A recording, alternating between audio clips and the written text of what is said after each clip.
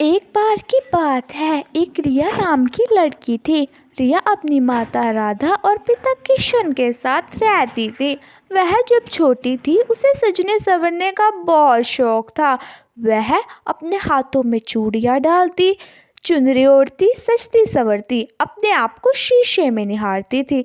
अब उसकी शादी की उम्र हो गई थी। रिया का पिता रिया को कहता है बेटी, मैंने तेरे लिए बहुत ही अच्छा रिश्ता देखा है। कुछ दिन बाद तेरी शादी है। रिया बहुत खुश होती है। वाह, मेरी शादी है, मैं अच्छे अच्छे कपड़े पहनूंगी, मुझे बहुत सारे कपड़े मिलेंगे, चूड़ा, लहंगा, नई नई सैंडल। माँ, मुझे तो बहुत सुंदर लहंगा चाहिए, एकदम सबसे अलग, जिसे पहनकर मैं एकदम परी जैसी लगूं। यह सोचकर रिया बहुत खुश होती है। रिया की माँ बोली, बेटा, हम तो बहुत गरीब हैं, अब इतना महंगा लहंगा चूड़ी कहाँ से लाएंगे तेरे पिता? तेरे पिता तो एक मजदूर है और उनकी कमाई से तो घर भी बड़ी मुश्किल से ही चलता है। मैं भी घर घर जाकर बर्तन साफ करती हूँ। हम तुम्हारी फरमाइशें कैसे पूरी करेंगे? माँ, मुझे नहीं पता है, जब तक मुझे सुंदर लहंगा चूड़ी सैंडल नहीं मिलेंगे मैं शादी नहीं करूँगी, यह मैंने सोच लिया है। रिया की बात सुनकर रिया की माँ बहुत चिंतित हो जाती है। वह सोचती है, कहाँ से लाए हम इतने महंगे महंगे कपड़े, सैंडल कहाँ से लाएंगे? इस लड़की के लिए लहंगा चूड़ी सैंडल मैं कहाँ से लेकर आऊँ? कैसे इंतजाम करूँ? एक दिन रिया की माँ किसी के यहाँ बर्तन साफ करने के लिए जाती है। उसकी मालकिन कहती है, राधा, मैंने सुना है तेरी रिया की शादी है। राधा बहुत परेशान दिखती है और कहती है, हाँ मालकिन, कुछ दिन में रिया की शादी है। मालकिन बोली, क्या हुआ राधा, तुम बहुत चिंतित लग रही हो? फिर राधा बोली, मालकिन, रिया ने तो महंगे लहंगे और चूड़ियों की जिद लगा कर रखी है। अब हम ठहरे गरीब घर के, इतना महंगा लहंगा कहाँ से लेकर आए? सुनो राधा, मेरे पास सुंदर सा लहंगा है, ये मैंने बहुत पहले ही किसी की शादी के लिए खरीदा था, पर किसी वजह से मैं इसे नहीं पहन पाई। तुम ले जाओ इस लहंगे को, तुम्हारी रिया भी बहुत खुश हो जाएगी। ये है इतना सुंदर लहंगा। धन्यवाद मालकिन। धन्यवाद मालकिन। ओ रिया, ओ रिया, क्यों चिल्ला रही हो माँ? तुम्हें पता है ना मेरा मूड खराब है।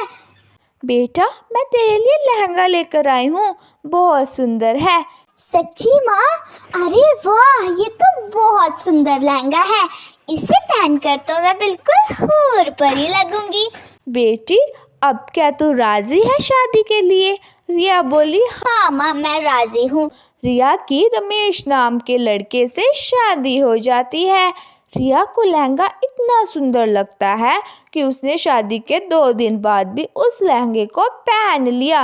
रिया का पति बोला, आपने आज ये शादी वाला लहंगा क्यों पहना है?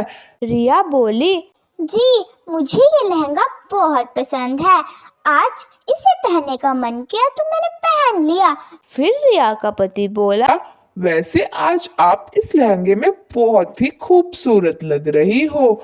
जब रिया अकेली थी तो उसने अपने मन में सोचा, यार, काश मेरे पास एक हीरे का हार होता, मुझे हीरे का हार चाहिए। फिर हीरे का हार उसके लहंगे पर पड़ा मिला। रिया ने सोचा, वाह, ये तो जादुई लहंगा है।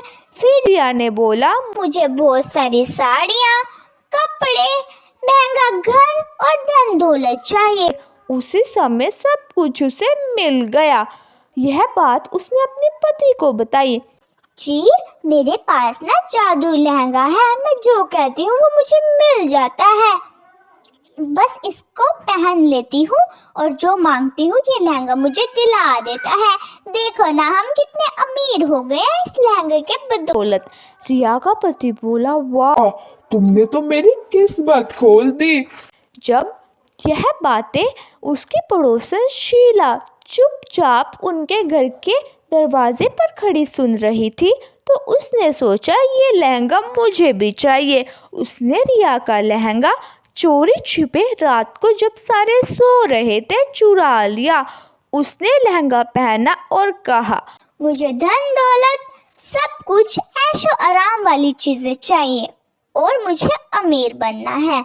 और वह तभी अमीर बन गई। दूसरी तरफ रिया बहुत चिंतित थी। वह जोर जोर से रो रही थी कि मेरा लहंगा कहाँ गया, अब मैं क्या करूंगी।